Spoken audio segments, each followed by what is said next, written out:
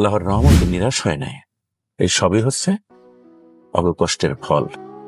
আমরাও তো নামাজ ছাড়ি নাই, তাইলে আমাগো এমন হইল কেন? ধনী থেকে গরিব হইয়া গেলাম।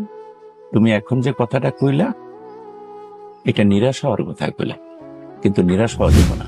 রাগের মাথায় একটু কড়া কথা কইয়া ফেলাইছি, আমার তুমি মাফ করে দিও।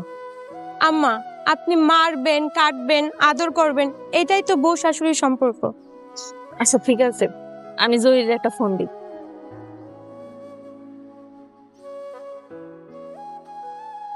হ্যালো জহির, আলাউদ্দিনের দিকে 100 ভাগ নজর রাখবি। আগের বারের মতন যদি উল্টাপাল্টা কোনো কিছু হইছে তাইলে কিন্তু তোর খবর আছে। কই খালি বাড়ি পাঠাইছি, কেমনি কি করতে হইব সব শিখাই দিছি। ওই আলাউদ্দিনের মা এই উকিলের সাথেও বাটপারি করছে। উকিল তো এই প্রতিশোধ না লেগে এক পায়ে খাড়ায় রয়েছে। খুব ভালো কাজ করছেন কাকা। তাহলে আমরা আসি। হ্যাঁ, আসসালামু আলাইকুম। সুরাইয়া মুগ্ধকে প্রেমের ফাঁদে ফেলবে।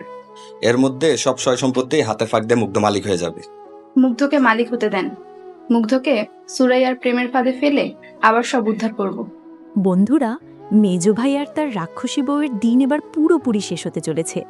এতদিন যারা মুগ্ধকে পাগল সাজিয়ে সম্পত্তির পাহাড় গড়েছিল এবং পরিবারের সবাইকে রাস্তায় বসানোর পায়তারা করেছিল, এবার তাদের পথে বসাতে উকিলের সেই বহু প্রতীক্ষিত মাস্টার প্ল্যান শুরু হয়ে গেল। এক সুন্দরী মেয়ের ভাদে এবার পা দিতে চলেছে স্বয়ং সালাউদ্দিন। এদিকে মুগ্ধ কি সত্যিই পাগল, নাকি ভেতরে ভেতরে সেও কোনো ভয়ঙ্কর ছক কষছে? অন্যদিকে আমেনা এখন কোটিপতি, আর সুরাইয়া কপালে জুটতে চলেছে চরম বাস। আগামী পর্বে এমন এক ধামাকা হতে চলেছে যা আপনাদের কল্পনাকেও হার মানাবে। আজকে আমরা ইগল টিমের জনপ্রিয় নাটক সত্যের মৃত্যু নেই-এর 34তম পর্বের পর আগামী পর্বে কি হতে চলেছে তার A to Z পোস্টমর্টেম করব। তাই ভিডিওটি না টেনে একদম শেষ পর্যন্ত দেখতে থাকুন, কারণ আসল টুইস্ট তো এখনও বাকি। আপনারা যদি আজকের পর্বটি খুব মনোযোগ দিয়ে দেখে থাকেন, তবে নিশ্চয়ই খেয়াল করেছেন সুরাইয়া আর সালাউদ্দিনের লোভের মাত্রা কোন পর্যায়ে গিয়ে পৌঁছেছে। মুগ্ধর মতো একজন অসহায় মানুষকে তারা কিভাবে দিনের পর দিন ব্যবহার করছে। মুগ্ধ যখন গাছের পাতা খাচ্ছিল, তখন একজন বাবা মায়ের হৃদয়ে কতটা রক্তক্ষরণ হচ্ছিল সেটা আমরা স্ক্রিনে তাদের অসহায় মুখ দেখেই বুঝতে পেরেছি। সুরাইয়া তো চায় মুগ্ধকে চিরতরে পাগলগার্ডে পাঠিয়ে দিয়ে পুরো সম্পত্তির একক রানী হতে। এই মহিলা এতটাই ধূর্ত যে সে তার স্বামীকে দিয়ে পরিবারের সবার বিরুদ্ধে ব্রেন ওয়াশ করাচ্ছে। কিন্তু কথায় আছে না, পাপের ঘড়া পূর্ণ হলে তা ভাঙতে সময় লাগে না। সুরাইয়ার পাপের ঘড়াও এখন কানায় কানায় পূর্ণ। ছোট ভাই আর বাবা যখন উকিল মনসুরের কাছে গেল, তখন আমরা বুঝতে পারলাম যে ভেতরে ভেতরে একটা বিরাট ষড়যন্ত্র সুরাইয়াদের বিরুদ্ধেও তৈরি হচ্ছে। উকিল সাহেব খুব পরিষ্কার করেই বুঝিয়ে দিয়েছেন যে সুরাইয়া নামের এই ঢালিবাড়ির রানীকে শায়েস্তা করতে হলে সোজা আঙুলে ঘি উঠবে না, আঙুল বাঁকা করতেই হবে। আর সেই বাঁকা আঙুলের প্রথম ধাপই হলো এমন একটা ফাঁদ তৈরি করা যেখান থেকে সালাউদ্দিন আর সুরাইয়া কোনোভাবেই বের হতে পারবে না। আরেকটা বিষয় না বললেই নয়, তা হলো আমেনার বর্তমান অবস্থা। যেই আমেনাকে তারা একদিন বাড়ি থেকে বের করে দিয়েছিল, সেই আমেনা এখন কোটিপতি, দুইটা বাড়ির মালিক। নিয়তির কি নির্মম পরিহাস দেখুন। যারা অন্যের সম্পদ কেড়ে নিয়ে বড়লোক হতে চেয়েছিল, তারা এখন অশান্তির আগুনে জ্বলছে। আর যে মেয়েটা খালি হাতে ফিরে গিয়েছিল, সে আজ নিজের পায়ে দাঁড়িয়েছে। এই ব্যাপারটা কিন্তু আমাদের গল্পে আগামীতে অনেক বড় একটা ইম্প্যাক্ট ফেলতে চলেছে। এদিকে আপনারা দেখেছেন বাড়িতে নতুন এক সুন্দরী মেয়ের এন্ট্রি হয়েছে। সুরাইয়া হয়তো ভাবছে সে সব কিছু নিজের কন্ট্রোলে রেখেছে, কিন্তু সে জানেই না যে এই মেয়েটা আসলে তাদের ধ্বংসের প্রথম চাবিকাঠি। সালাউদ্দিনের মতো লোভী আর বোকা স্বভাবের পুরুষ খুব সহজেই এই মেয়ের ভাদে পা দেবে। এখন আসা যাক আগামী পর্বের প্রেডিকশানে।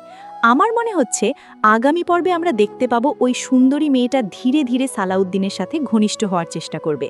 সালাউদ্দিন তো এমনিতেই বউয়ের হাতের পুতুল, কিন্তু যখন সে নতুন কোনো আকর্ষণীয় মেয়ের পাল্লায় পড়বে, তখন সুরাইয়ার সাথে তার মারাত্মক দ্বন্দ্ব শুরু হবে।